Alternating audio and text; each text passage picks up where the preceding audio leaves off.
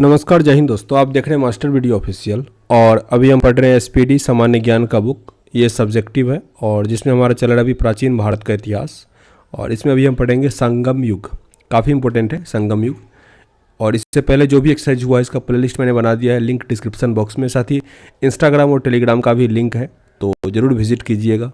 तो अभी शुरू करते हैं संगम युग। ऐतिहासिक युग के प्रारंभ में दक्षिण भारत का क्रमबद्ध इतिहास हमें जिस इतिहास से ज्ञात होता है वो है संगम साहित्य। संगम साहित्य काफ़ी पुराना है, जैसे संस्कृत काफ़ी पुराना है वैसे संगम साहित्य भी काफ़ी पुराना है। संगम शब्द का अर्थ परिषद अथवा गोष्ठी से होता है।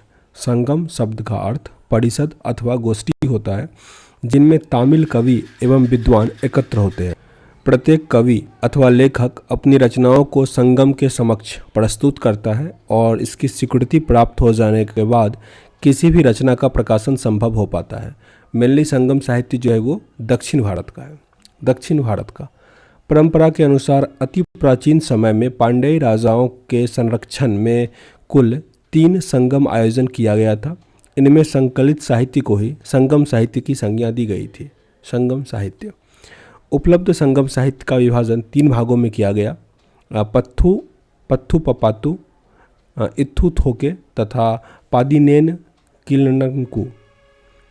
तिरुवल्लुवर कृत कुड़ाल तमिल साहित्य का एक आधारभूत ग्रंथ बताया गया है। तिरुवल्लुवर को इसके विषय त्रिवर्ग, आचार शास्त्र, राजनीति, आर्थिक जीवन एवं प्रणय से संबंधित है। इसका त्रिवर्ग जो है आचार शास्त्र, राजनीति, आर्थिक जीवन एवं प्रणय से संबंधित है। यहाँ पे स्थान है, अध्यक्ष दिया गया है और संकलित महत्वपूर्ण ग्रंथ जो संगम हुआ था वो तीनों दिया गया है। प्रथम संगम हुआ था 4440 वर्ष पूर्व। समुद्र में विलीन था ये, मतलब मदुरा समुद्र में विलीन था। अगस्त्य उसके अध्यक्ष थे। अकट्टियम, परिपदाल, मदुनरे, मुदुकुरुकु एवं कराली आविरे, इसमें से कोई भी उपलब्ध अभी नहीं है। दूसरा संगम युग 3700 वर्ष पूर्व हुआ था कपाटपुरम में, ये भी समुद्र में विलीन है। अगस्त्य इस टाइम के अध्यक्ष थे। तोल्कापियम, ये तमिल व्याकरण है, इसके रचनाकार तोल्कापियर थे, ये काफ़ी इंपॉर्टेंट है। तोल्कापियम। तीसरा संगम मदुरा 1850 वर्ष पूर्व हुआ था नक्कीरड़ में। नदुनेंथोको, कुडुंथोको, नत्रिनई, एनकुरु, भुरु, परिपादल, कुथुवड़ी, पेरिसे तथा सित्रिसे आदि। ये नाम थोड़ा अजीब है क्योंकि तमिल का है। कवियों और विद्वानों की परिषद के लिए संगम नाम का प्रयोग सर्वप्रथम 7वीं सदी के प्रारंभ में शैव संत नायनार में तिरुवुक्करसु अप्पार ने किया था। इलांगोकृत शिल्पाधिकारम यानी पायलों का गीत एक उत्कृष्ट रचना जो तमिल जनता में राष्ट्रीय काव्य के रूप में उभरा हुआ था। इसमें 30 सर्ग हैं जिन्हें 3 खंड में लिपिबद्ध किया गया था।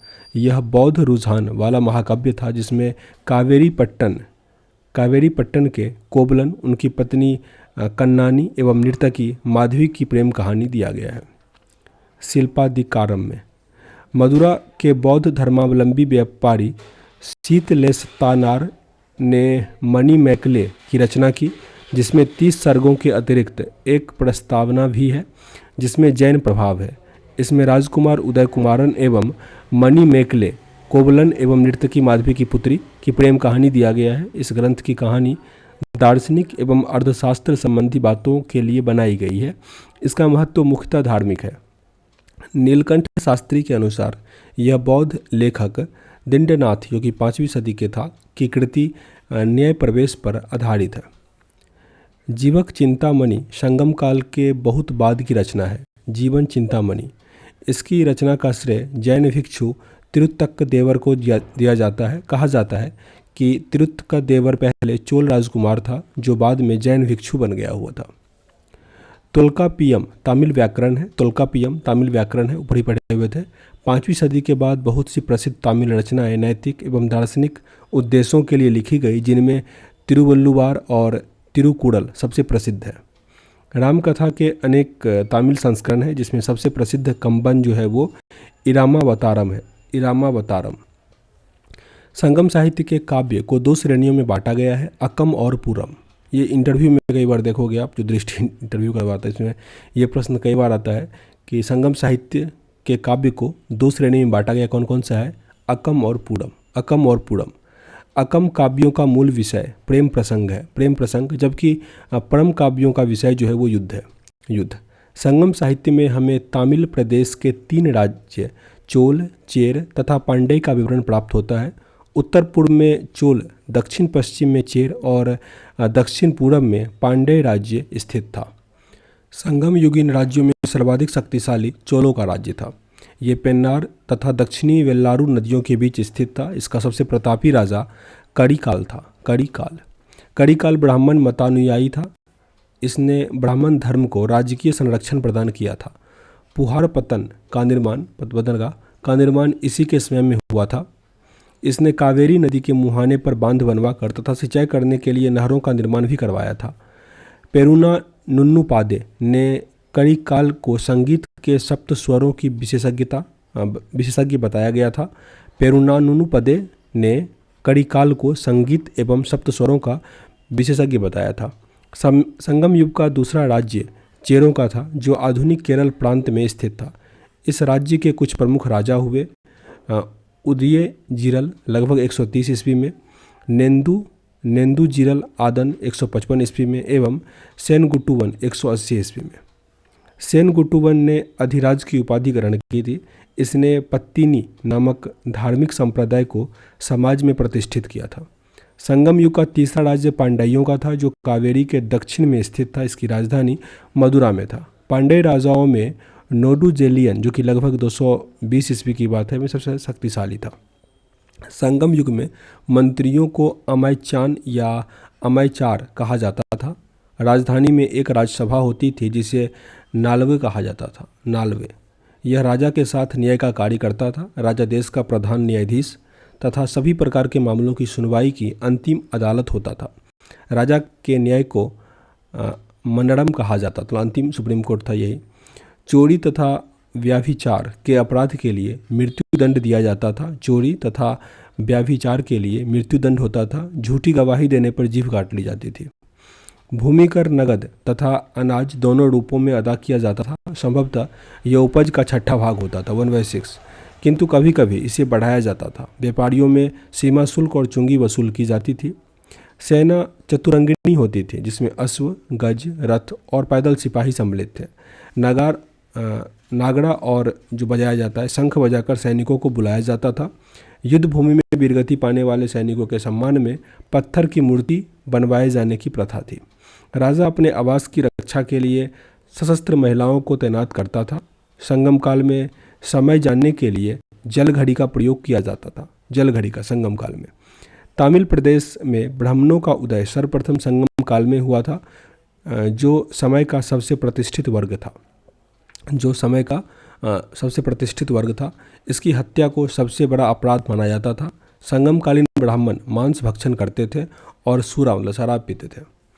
ब्राह्मणों के पश्चात संगम युगीन समाज में बेल्लार वर्ग का स्थान था, जिसका मुख्य पेशा जो था वो कृषि कर्म। यहाँ पे संगम कालीन जो कुछ अन्य वर्ग हैं, पुलेयन, ये दस्तकारों का एक वर्ग होता था, जो रस्सी और पशु चर्म की सहायता से चारपाई या चटाई बनाने का कार्य करते थे। एनियर, ये शिकारियों की एक जाति थी एनियर। और मलवर, ये लूटपाट करने वाला जाति था। इसका भी जाति था लूटपाट करने वाला, मलवर। संगम साहित्य में व्यापारी वर्ग वेनिगर कहलाते थे। वेनिगर। संगम साहित्य में दास प्रथा का अस्तित्व का प्रमाण नहीं है, दास प्रथा का नहीं है।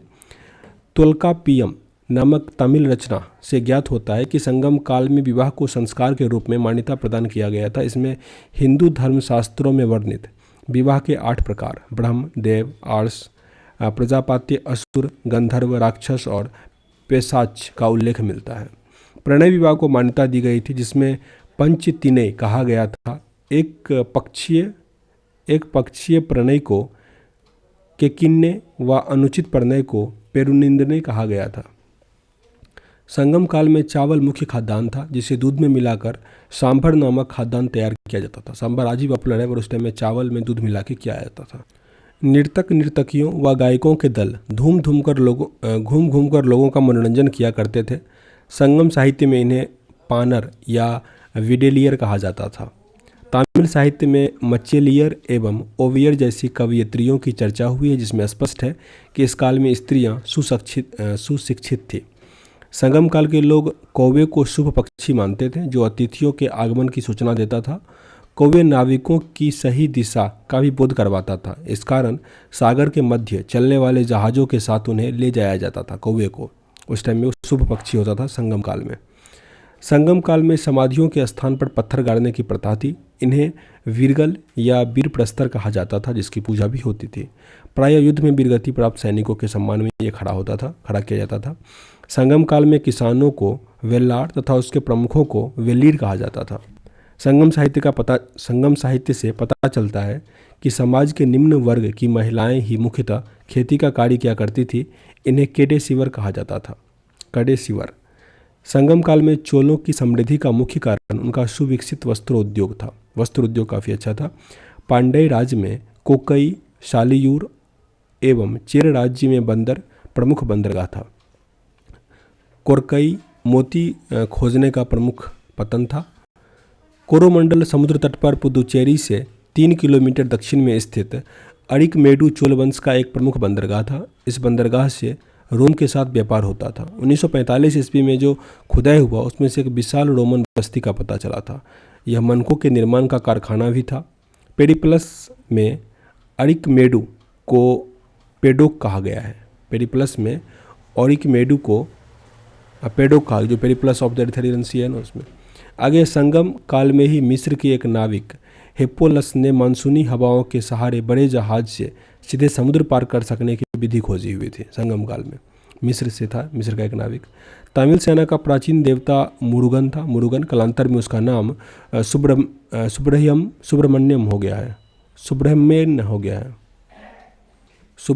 हो गया है और स्कंद कार्तिकेय के साथ उसका तादात्म्य स्थापित कर दिया गया है। हिंदू धर्म में स्कंद कार्तिकेय को शिव पार्वती का पुत्र माना जाता है। स्कंद का एक नाम कुमार भी था और तमिल भाषा में मुरुगन शब्द का भी यही अर्थ होता है। मुरुगन का प्रतीक मुर्गा माना जाता था तथा इसके विषय में यह मान्यता थी कि उसे पर्वत पर क्रीड़ा करना अत्यधिक प्रिय था। इसका अस्त्र वर्षा था। कुरुबस नामक एक पर्वतीय जनजाति की स्त्री को मुरुगन की पत्नियों में माना गया है।